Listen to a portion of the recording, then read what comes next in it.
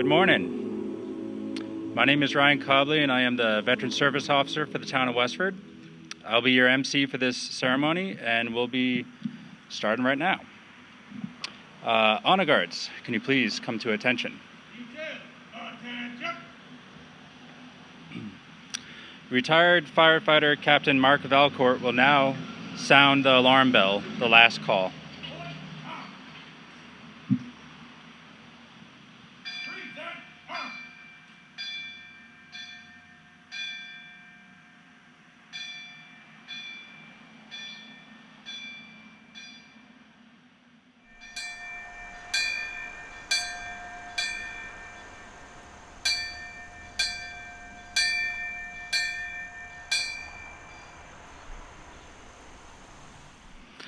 Thank you.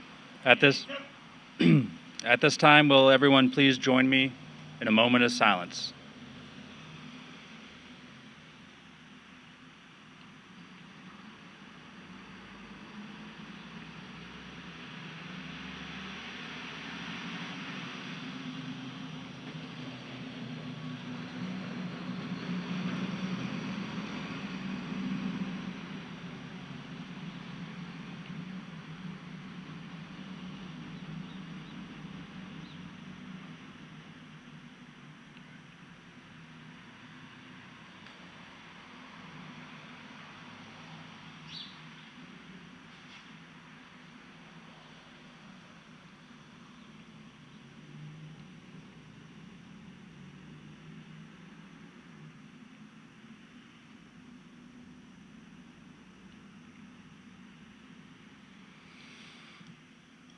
Thank you. At this time, the firefighter's prayer will be read by Fire Deputy Chief Mike Dennehy. When I am called to duty, God, wherever flames may rage, give me the strength to save a life, whatever be its age. Help me embrace a little child before it is too late, or save an older person from the horror of that fate. Enable me to be alert and hear the weakest shout, quickly and efficiently put the fire out. I want to fill my calling, to give the best in me, to guard my friend and neighbor and protect his property. And if according to your will, I must answer the death's call, bless with your protecting hand my family one and all. Thank you, Mike. Now, Police Chief Mark Chambers will read the police officer's prayer. Lord, I ask for courage to face and conquer my own fears, courage to take me where others will not go. I ask for strength of body to protect others and strength of spirit to lead others. I ask for dedication to my job, to do it well, dedication to my community to keep it safe. Give me, Lord, concern for others who trust me and compassion for those who need me. And please, Lord, through it all, be at my side.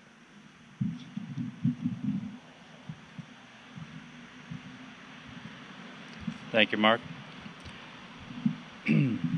Now, Nancy Cook will be reading the poem One by Cheryl Sawyer in memory of all who have perished on that fateful day.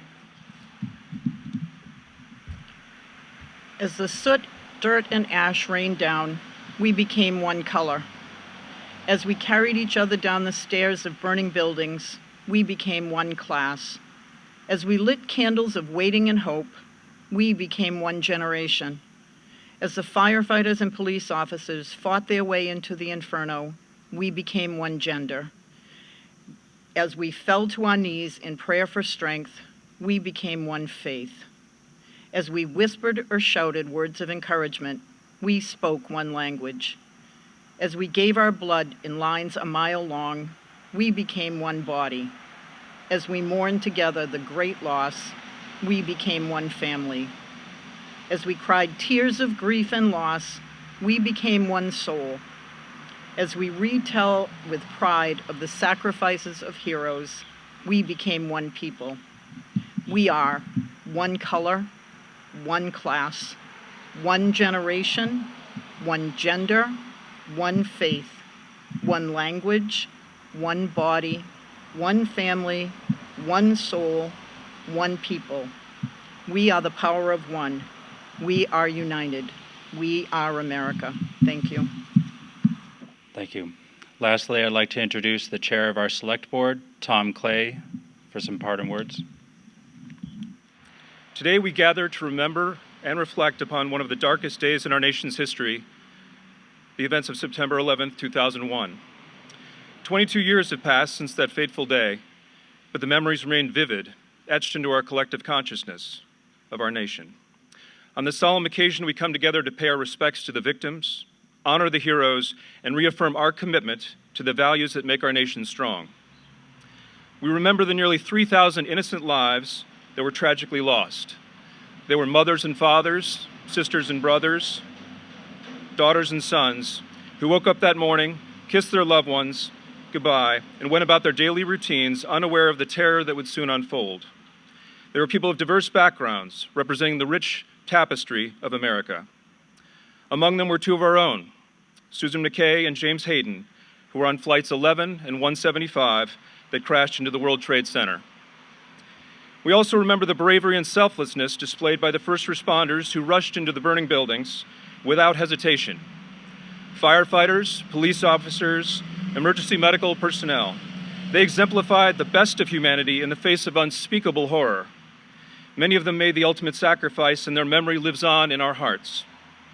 343 firefighters, 72 police officers, and 8 EMTs lost their lives that day, and many more in the years that followed from 9/11-related disease and suicide. These were heroes who ran towards the fire, as well as all of those who served and died in what became America's longest war. As those elected to represent all of Westford's residents, my colleagues and I have the special duty and privilege to thank our own Westford first responders who run towards the fire, towards danger to protect us. All of Westford's people owe you a debt of gratitude, and on behalf of all of us, thank you. This morning I prayed for those that are lost, those who are still suffering, and those here among us who continue to run towards the fire to protect the rest of us. The events of 9/11 shook our nation to the core. It tested our resolve, but it also revealed our resilience. In the aftermath of that tragic day, we saw the strength of the American spirit as communities across the country came together to support one another.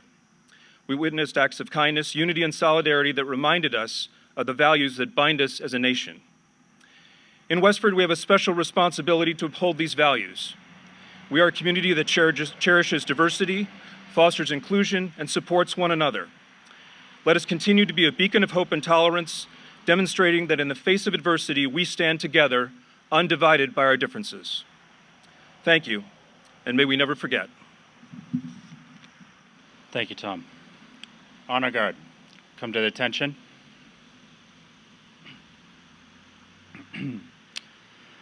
At this time, retired firefighter Captain Mark Valcourt will sound the alarm bell, the last call.